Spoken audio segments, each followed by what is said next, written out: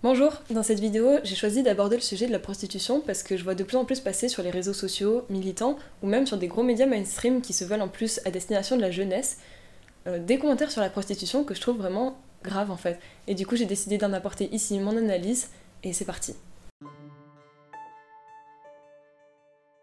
Pour commencer, il va falloir revenir aux origines de la prostitution, parce que contrairement à une idée reçue, la prostitution n'a pas toujours existé. Dans les sociétés primitives, donc ce qui correspond à peu près à la préhistoire jusqu'au néolithique, chaque personne dans un clan pouvait avoir des relations avec qui elle voulait et changer de partenaire quand elle le voulait. Il n'y avait pas de hiérarchie entre les sexes. La vie sociale s'organisait à l'échelle du clan, que ce soit l'éducation des enfants, faire les repas, aller rechercher des ressources alimentaires, etc.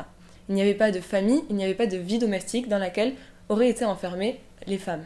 Ces rapports-là, ils ont évolué pour différentes raisons, notamment limiter la consanguinité, mais ce qui a vraiment bouleversé les rapports entre les sexes, c'est l'avènement de la propriété privée et donc de la société de classe basée sur la famille patriarcale, c'est-à-dire une famille dominée par un homme. Dans la société de classe, l'institution du mariage a permis d'éviter que les richesses accumulées ne soient dispersées entre un trop grand nombre d'héritiers.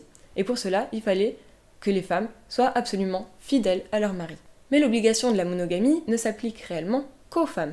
Les hommes, désormais en position de pouvoir, vont chercher, à travers chaque société de classe, à échapper à la fidélité conjugale. Dans toutes les sociétés de classe, les hommes devaient pouvoir aller voir ailleurs, tandis que les femmes devaient rester fidèles. Donc ça a pris plusieurs formes, la polygamie, l'adultère des hommes avec des amantes, et bien sûr, la prostitution, sous diverses formes également, dans les temples, jusque dans la rue, en passant par Internet. Dans son ouvrage L'origine de la famille, de la propriété privée et de l'État, Engels écrit « L'étairisme est une institution sociale tout comme une autre. Il maintient l'antique liberté sexuelle en faveur des hommes. Non seulement toléré en fait, mais allègrement pratiqué, surtout par les classes dirigeantes, il est condamné en parole. En réalité, cependant, cette réprobation n'atteint aucunement les partenaires masculins, mais seulement les femmes. On met celles-ci au banc de la société, on les repousse afin de proclamer ainsi, une fois encore, comme loi fondamentale de la société, la suprématie inconditionnelle de l'homme sur le sexe féminin.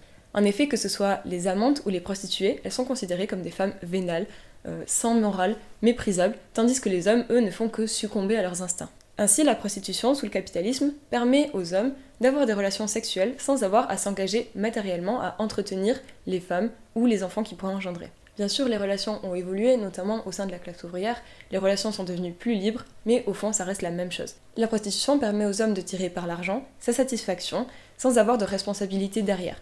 Pas de nécessité à donner du plaisir, à être respectueux, attentionné, à aider matériellement.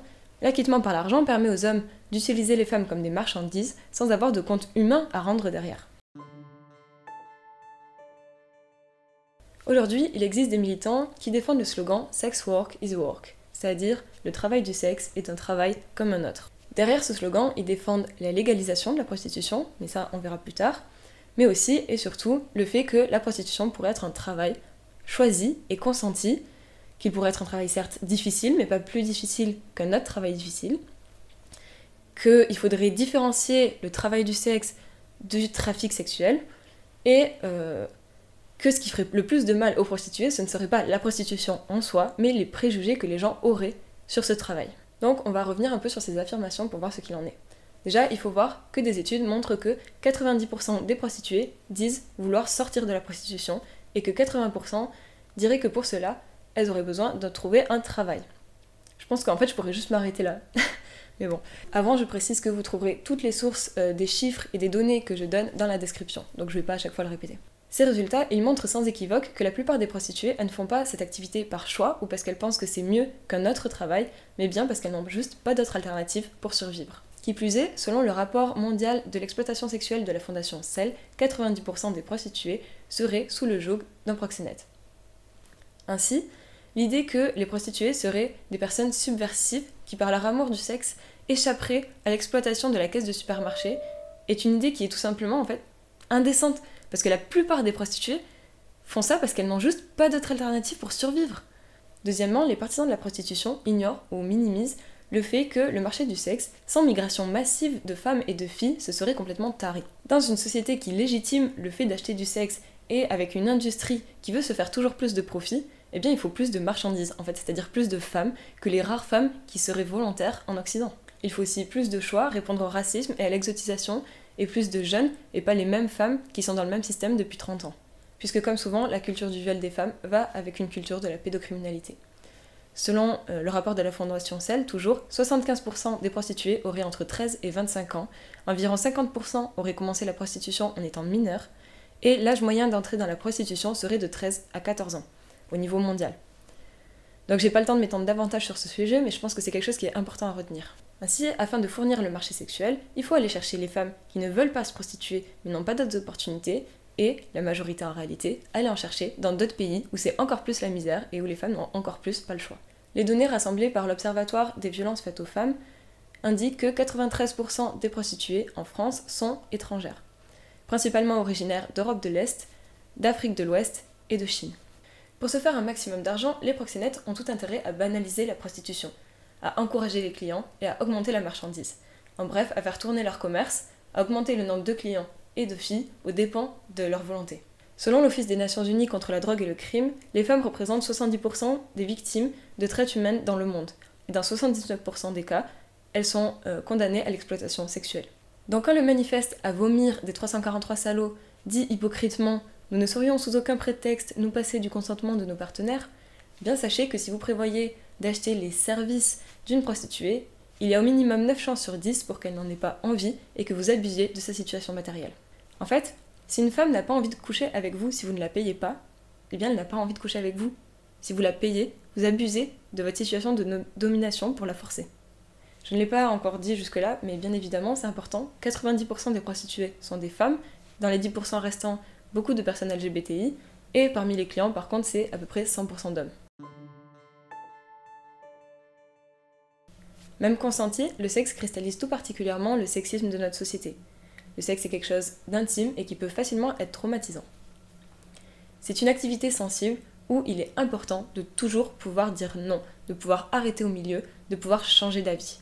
On ne peut pas parler de consentement si on en dépend financièrement. Le sexe ne devrait pas fonctionner sous contrat. On ne devrait pas en dépendre financièrement, donc le sexe ne peut pas être un travail. C'est très simple, ne pas avoir envie d'aller au bureau et se forcer quand même, ce n'est pas la même chose que ne pas avoir envie d'avoir une relation sexuelle et se forcer quand même. À mon avis, la zone grise du consentement, elle est déjà assez difficile et compliquée comme ça pour pas rajouter la notion d'argent à l'intérieur. Donc aux militants qui soutiennent la prostitution sous prétexte de devoir désacraliser le sexe, en fait je dis non. Parce que dans notre société, le corps et le sexe, particulièrement des femmes, est un enjeu social et politique. Le sexe aujourd'hui n'est pas une activité comme une autre et il ne peut pas l'être. Comme je l'ai déjà dit, il est toujours important de pouvoir dire non à n'importe quel moment. On peut utiliser d'autres exemples. Forcer quelqu'un à nettoyer des chiottes, c'est pas la même chose que forcer quelqu'un à avoir un rapport sexuel. On peut plus ou moins obliger son colocataire à faire le ménage dans l'appartement, on peut même lui demander gentiment. On peut pas forcer son colocataire à avoir un rapport sexuel avec nous, même si c'est demandé gentiment. Quand un ministre demande des faveurs sexuelles en échange d'un poste, c'est pas la même chose que s'il lui avait demandé de faire un stage gratuitement pendant une semaine. En bref, le sexe est une activité où la notion de consentement, libre et révocable, a une place primordiale, plus que dans n'importe quelle autre activité. Le sexe n'est pas n'importe quelle marchandise, et ça n'est pas équivalent à de la force de travail. Vendre sa force de travail, c'est vendre sa participation à une activité, un service que l'on donne. Ce n'est pas vendre un accès direct à son corps, à son intimité, ça n'est pas vendre son consentement. Mais ce n'est pas tout. Il faut bien être conscient que dans notre société, on attend des filles et des femmes qu'elles soient belles, qu'elles soient gentilles et qu'elles fassent du sexe. On n'attend pas d'elles qu'elles soient intelligentes, qu'elles fassent de la politique, qu'elles fassent de la science ou qu'elles aient une place dans la société. Et la prostitution, malheureusement, c'est exactement ça. Ce sont des femmes qu'on paye pour accepter cette déshumanisation, pour n'être que belles, dociles et sexuelles. Dociles au sens où elle doit faire ce qu'on attend d'elle. Elle doit agir dans l'intérêt du plaisir de l'homme. À aucun moment c'est pour soi, à aucun moment c'est une activité qui est émancipatrice, empouvoirante. D'ailleurs, presque aucun homme n'envisagerait de faire ça ou d'accepter d'être traité de cette manière. Pourtant, les femmes, elles, ont toujours conscience qu'elles ont cette option, que leur plus grand atout dans la société, c'est leur charme, et c'est tout, parce qu'on leur apprend qu'elles n'ont aucune valeur en dehors de ça. Les femmes apprennent qu'elles auront toujours cette option en cas de difficultés, financières notamment, que les hommes pourront toujours attendre ça d'elles, autant que de l'argent. Mais nos corps, nos sexualités, n'ont pas de prix. Ils ne devraient pas en avoir. La prostitution se place dans un système qui pousse les femmes à être constamment disponibles sexuellement, et les hommes à considérer que leurs envies sexuelles sont des dus, que le corps des femmes est un objet sexuel achetable. Et la prostitution n'est pas seulement le fruit de la société patriarcale, elle participe également à entretenir le sexisme de la société. Le rapport marchand qu'il y a entre une prostituée et son client entraîne les hommes à objectiser les femmes, à considérer qu'il est légitime d'attendre d'une femme qu'elle se soumette à ses désirs, à juger leur valeur par rapport à leur apparence, à leur désirabilité, à leur performance sexuelle. Il ne s'agit pas d'un contrat d'envie sexuelle mutuelle entre deux personnes. Tout est dirigé par le désir du client, aucunement de sa satisfaction à elle. À la limite, on lui demande de faire semblant d'être satisfaite, mais la réalité n'a aucune importance. De la même manière, quand un homme est habitué à payer pour qu'on lui fasse sentir comme un super partenaire sexuel quoi qu'il fasse, quand il se retrouve ensuite face à une partenaire qui accorde de l'importance à son désir et à être respectée, quitte à bousculer un peu l'ego de l'homme, eh bien elle passe pour une femme trop chiante, trop prude. Ainsi, je ne pense pas que la prostitution soit une réponse à la volonté de lever le voile sur les tabous autour de la sexualité, ni une solution pour permettre aux femmes de reprendre leurs droits sur leur corps ou d'apprendre à imposer leur consentement ou leur refus. Ça n'est pas une réponse face à la demande d'avoir le droit d'adopter le comportement sexuel et séducteur que l'on veut. On devrait pouvoir s'habiller comme on veut, on devrait pouvoir coucher avec qui on veut et avec autant de partenaires qu'on veut, point. Sans avoir à se prostituer. Mais tout autant que ça, je pense qu'il est important de lutter pour avoir des relations humaines. Pour normaliser le respect mutuel dans une relation, y compris dans une relation d'une nuit. Normaliser l'idée que la sexualité devrait être le fruit d'un désir mutuel, même si ça n'est que physique. Personnellement, je ne pense pas qu'il est normal qu'un rapport sexuel soit un moyen d'échange financier, ou un moyen de noyer son chagrin, ou un moyen de négociation pour que son partenaire fasse la vaisselle ce soir, ou de vouloir en faire une performance.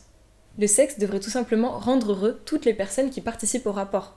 Et dans une société saine, ça ne devrait avoir aucun autre but. Donc je pense qu'il serait quand même plus intelligent de lutter pour changer la société, plutôt que d'adapter le sexe à son immondicité. Pourtant, la prostitution, c'est tout l'inverse de ça. C'est payer pour obtenir ce qu'on veut, sans avoir à prouver qu'on est une personne de confiance, respectueuse. Avec la prostitution, on veut permettre aux hommes, et surtout aux riches, de passer au-dessus de ces codes sociaux-là, de pouvoir consommer le corps des femmes comme une marchandise. En bref, le système prostitutionnel renforce la culture du viol. Dans la même dynamique, ça renforce aussi la domination blanche et l'objectisation et la fétichisation des corps des femmes étrangères ou des prostituées, femmes et hommes, locaux, dans le tourisme sexuel. Alors attention, je dis bien que le système prostitutionnel entretient le sexisme. À aucun moment, je ne veux dire que les prostituées font le jeu du patriarcat ou un truc du genre. Jamais. Vivre dans une société patriarcale et s'en sortir comme on peut ne nous responsabilise pas de l'horreur de ce système. On peut lutter contre le patriarcat, mais ça n'empêche pas qu'on continuera de le subir tant qu'on ne l'aura pas renversé. Et il n'y a pas de bonne manière d'être une femme dans une société sexiste. Donc je ne souhaite absolument pas faire porter sur les épaules des prostituées l'horreur de la prostitution. Certainement pas.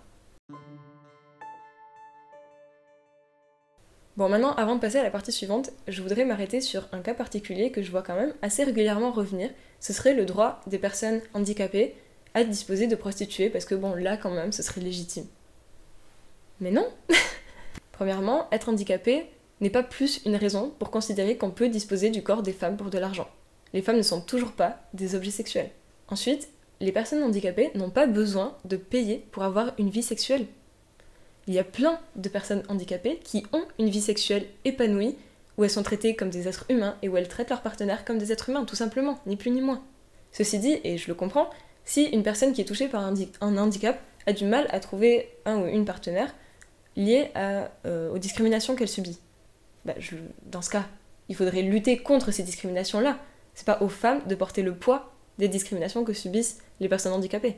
Et si malgré tout, il était impossible de trouver un partenaire, eh bien, la sexualité n'est pas un dû. On peut vivre sans avoir de rapport sexuel. Et auquel cas, on peut aussi se masturber ou utiliser des sextoys. Et j'ai aucun doute qu'il pourrait certainement y avoir un grand développement des sextoys pour s'adapter aux différents handicaps. Ça, ok. Mais encore une fois, c'est pas aux femmes d'être disposables. Bon, reprenons le cas des militants dont on parlait tout à l'heure. À travers le discours autour du travail du sexe, ils cherchent à construire une réévaluation positive de la prostitution en minimisant tous les aspects dont on a parlé jusque-là. Dans ce sens, si on ose s'opposer à cette idée, on peut facilement être taxé de moraliste, de trop prude ou conservateur, c'est le monde à l'envers, voire de s'opposer clairement aux prostituées elles-mêmes. Donc, qu'en est-il ? Déjà, il faut savoir que les marxistes rejettent l'idée qu'il existe une morale absolue, éternelle et au-dessus de tout. Mais cela ne veut pas dire que tout est permis, justifié et légitime, et lutter contre l'idéologie dominante ne signifie pas non plus que tout ce qui va à son encontre, du moins en apparence, est valable, pertinent ou progressiste. Déjà, comme on l'a dit dans la première partie, la prostitution va certes à l'encontre de la morale officielle dominante, mais en réalité, elle va aucunement à l'encontre des intérêts de la bourgeoisie, ni même de son idéologie. Donc honnêtement, à mes yeux, c'est vraiment un scandale que des féministes participent à la glamourisation de la prostitution. Mais donc pour les marxistes, est moral ce qui sert notre objectif. Notre objectif étant de libérer l'humanité de toute exploitation et oppression. A l'inverse, on va rejeter ce qui va solidifier cette exploitation et ces oppressions comme moralement répréhensibles. Par conséquent, il est totalement légitime et même nécessaire d'adopter une position morale de rejet de la prostitution, car elle participe à la division du prolétariat en entretenant la domination masculine et la dévalorisation des femmes. Alexandra Kollontai, une révolutionnaire russe qui, pendant la révolution de 1917, a eu à traiter de la question de la prostitution, exprimait cette idée de cette manière. Un homme qui achète les faveurs d'une femme ne la voit pas comme une camarade ou comme une personne égale en droit, il voit la femme comme lui étant dépendante et comme une créature d'ordre inférieur. Le mépris qu'il a pour la prostituée, dont il a acheté les faveurs, affecte son attitude envers toutes les femmes. Les révolutionnaires doivent lutter inconditionnellement contre toutes les formes de sexisme, dont la prostitution fait partie, et à l'inverse, pour une solidarité et une camaraderie entre tous les exploités. C'est l'occasion de rappeler que mon rejet de la prostitution n'est absolument pas un rejet des personnes qui se prostituent. Au contraire, je suis solidaire avec elles. En fait, déjà parce que ma lutte, elle se fait autour d'un programme politique. Donc toutes les prostituées qui adhèrent à ce programme et à ce but de lutter contre l'exploitation de classe et contre toutes les oppressions qui en découlent, elle est évidemment la bienvenue à mes côtés. En revanche, la valorisation ou la glamourisation de l'exploitation des femmes est une position qui ne peut pas être acceptée par le mouvement ouvrier et qui, à mon avis, devrait être totalement rejetée par le mouvement féministe également.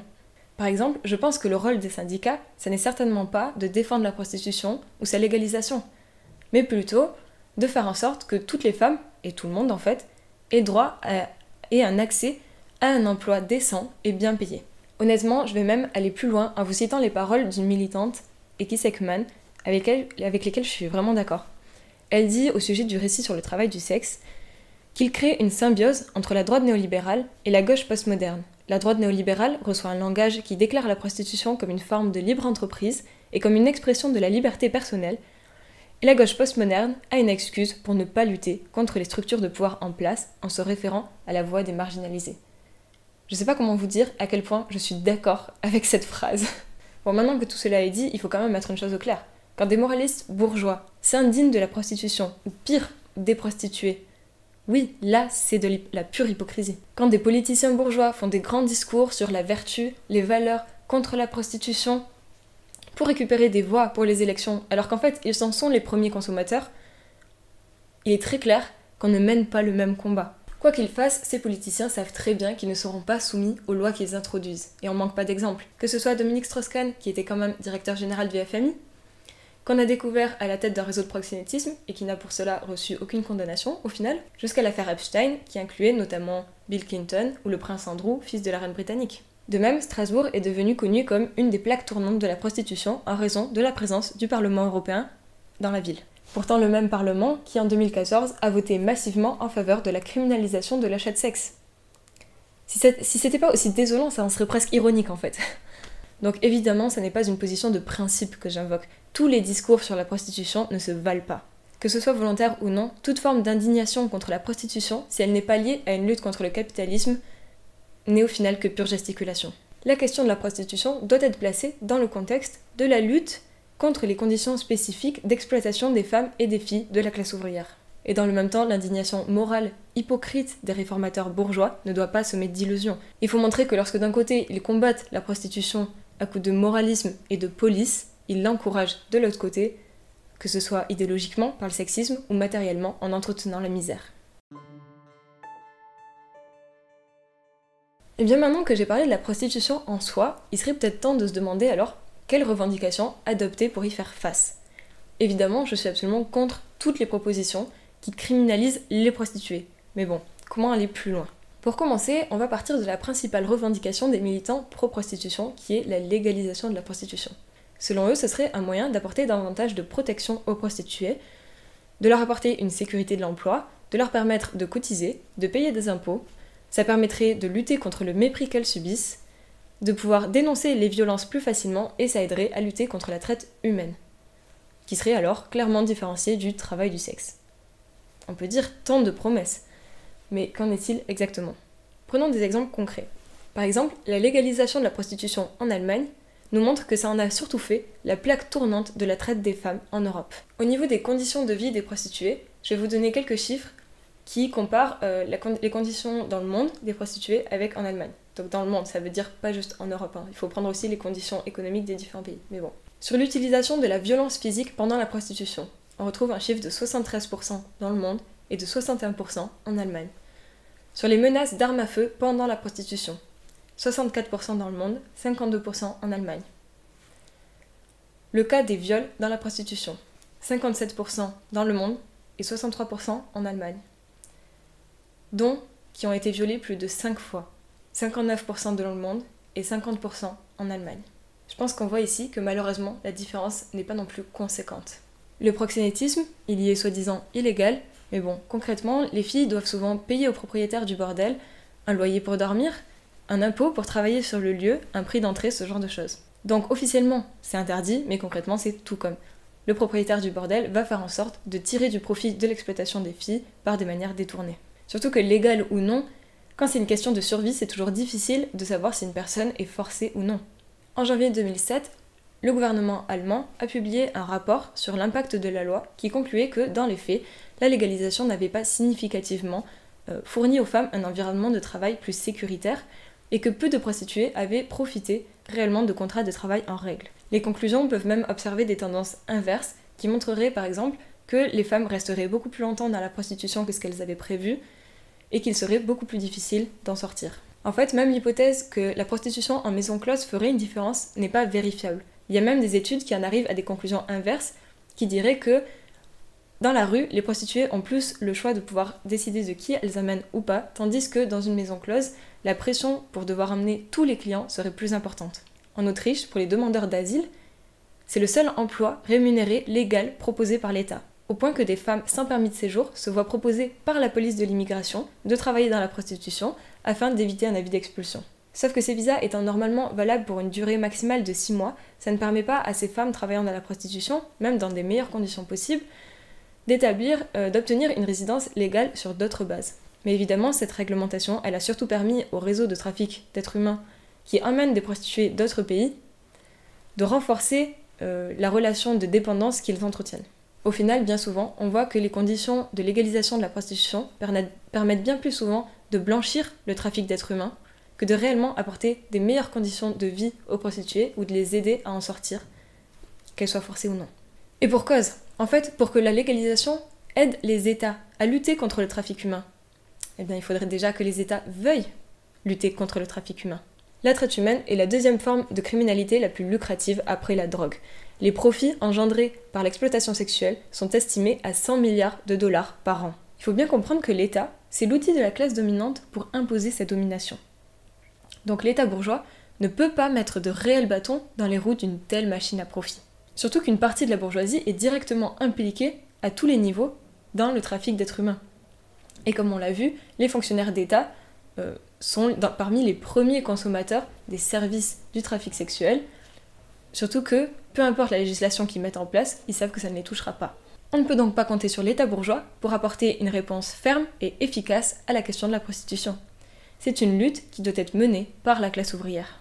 Face à certains fantasmes, je tiens aussi à être clair sur le fait que la légalisation ne permet pas de transformer l'exploitation sexuelle en un marché de coopératives libres et saines de prostituées volontaires. D'ailleurs, même si c'était possible pendant un temps, les lois du capitalisme ramèneraient rapidement la pire violence et la plus grande exploitation dans ce milieu. Les prostituées libérales qui pratiqueraient la prostitution par choix sont, quelle que soit la législation, une extrême minorité. Dans la même veine, je pense qu'il faut démonter le mythe des syndicats de TDS, donc de travailleurs du sexe, tout simplement parce qu'ils n'ont pas d'équivalent dans la réalité et ils donnent une fausse légitimité à la prostitution. Concrètement, il n'existe pas d'organisation de prostituées qui permettent aux prostituées de se défendre contre leurs exploiteurs. ce qui est quand même un syndicat à la base. Ceux qui se revendiquent des syndicats de TDS sont en général beaucoup plus des groupes de pression qui militent en faveur de la légalisation et de l'institutionnalisation de la prostitution. En fait, quand ils existent plus que de noms, ils sont souvent davantage composés de proxénètes qui arrivent à ramener quelques-unes de leurs prostituées, puis d'universitaires et de gauchistes un peu confus que de réelles prostituées.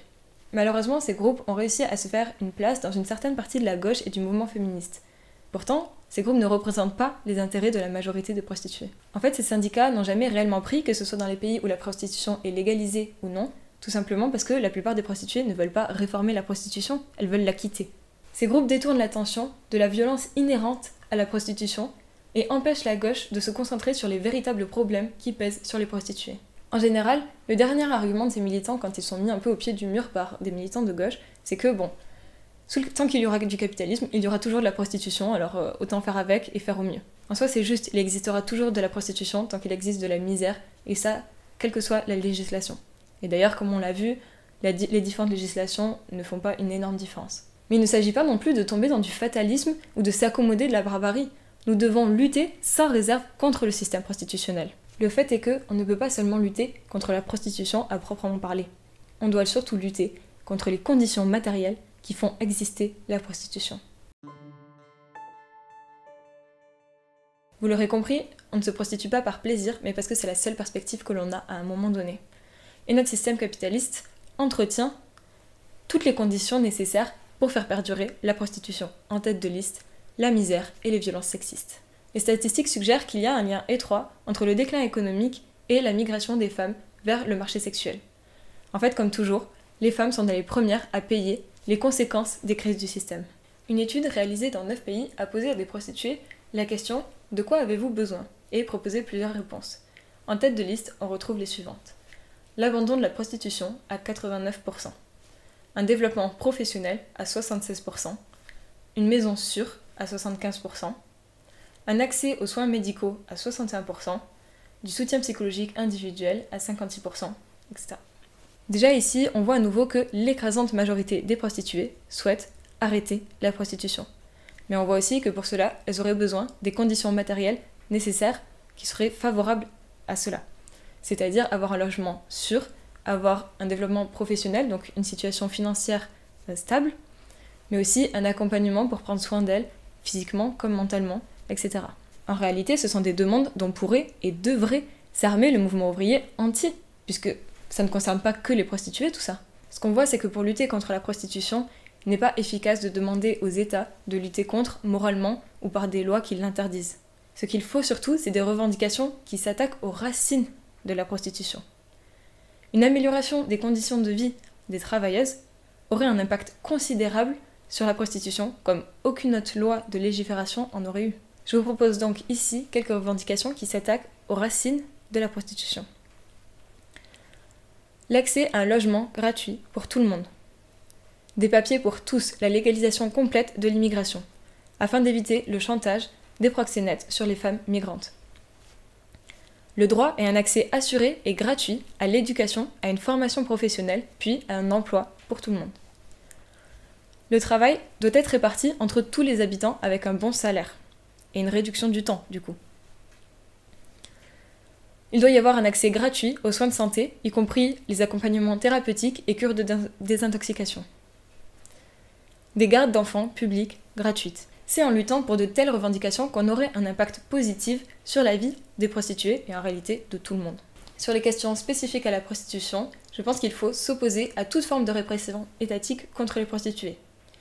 Il faut aussi soutenir les parcours de sortie qui soutiennent les prostituées qui veulent s'en sortir. Il faut lutter contre le proxénétisme et les institutions de prostitution, les maisons closes. Lutter contre l'industrie du porno qui également exploite les femmes violemment. Défendre l'idée que la prostitution n'est pas un travail comme un autre et qu'il faut combattre ceux qui veulent banaliser cette exploitation. Enfin, de manière générale, comme au sein des organisations militantes, nous devons mener une campagne constante de lutte contre le sexisme. Si vous vous posez la question, l'argent pour financer un tel programme existe. C'est le profit que les capitalistes extorquent aux travailleurs. S'ils ne veulent pas participer au financement de ces mesures, alors il faut les exproprier, parce que le bien-être de la population doit passer avant le gavage d'une minorité privilégiée. Bien évidemment, à travers de telles revendications, c'est au système capitaliste en soi qu'on s'attaque. Eleanor Marx et Edward Aveling, dans La question féminine, disaient « Pour nous libérer de la prostitution, nous devons nous libérer des conditions sociales qui la créent. Débarrassez-vous du système de production capitaliste, disent les socialistes, et la prostitution tombera. » C'est pourquoi je pense qu'il n'y a que des organisations réellement révolutionnaires qui peuvent porter l'espoir d'un réel changement. Même pour des réformes efficaces, il faudrait une mobilisation massive de la classe ouvrière. L'émancipation de quelques-unes ou de quelques-uns et la lutte de tous. Nous devons créer un programme qui unisse toute notre classe autour d'intérêts communs. Car la lutte ne peut pas être menée par un petit groupe de militants en marge. Au final, bien sûr, il faut être conscient qu'on ne pourra se débarrasser complètement de la prostitution que en se débarrassant complètement de la société de classe. Avec une société socialiste où chacun participe à la production et à la vie démocratique de la société et où chacun reçoit ce dont il a besoin, la prostitution n'a plus sa place. Les relations sexuelles seront totalement libres et entièrement consenties. Kollontai, dont j'ai déjà parlé, disait que la fin de la prostitution viendrait par l'égale participation des femmes et des hommes au travail collectif et à l'égale distribution des ressources produites, mettant fin à toute nécessité pour les femmes de se vendre à des hommes en échange d'argent, c'est-à-dire mettant fin à la fois au mariage bourgeois et à la prostitution. Elle explique aussi que la révolution ouvrière en Russie a brisé les fondements du capitalisme et a porté un coup à l'ancienne dépendance des femmes à l'égard des hommes. Tous les citoyens sont égaux devant le collectif de travail. Ils sont également obligés de travailler pour le bien commun et sont également éligibles au soutien du collectif lorsqu'ils en ont besoin. Une femme subvient à ses besoins, non pas par le mariage, mais par le rôle qu'elle joue dans la production, et par la contribution qu'elle apporte à la richesse du peuple. Bon, avant de terminer, je sais qu'il y a toujours des gens pour me répondre « Bon, d'accord pour la révolution, mais et en attendant ?» Sauf que il n'y a pas d'en attendant. La fin du capitalisme et ses réformes sociales ne vont pas tomber du ciel. C'est dès maintenant que le mouvement ouvrier et le mouvement féministe doivent se lier pour lutter pour ces revendications. C'est maintenant qu'il faut construire un parti révolutionnaire. Le capitalisme et l'exploitation sexuelle ne disparaîtront pas tout seuls. C'est à nous de les briser.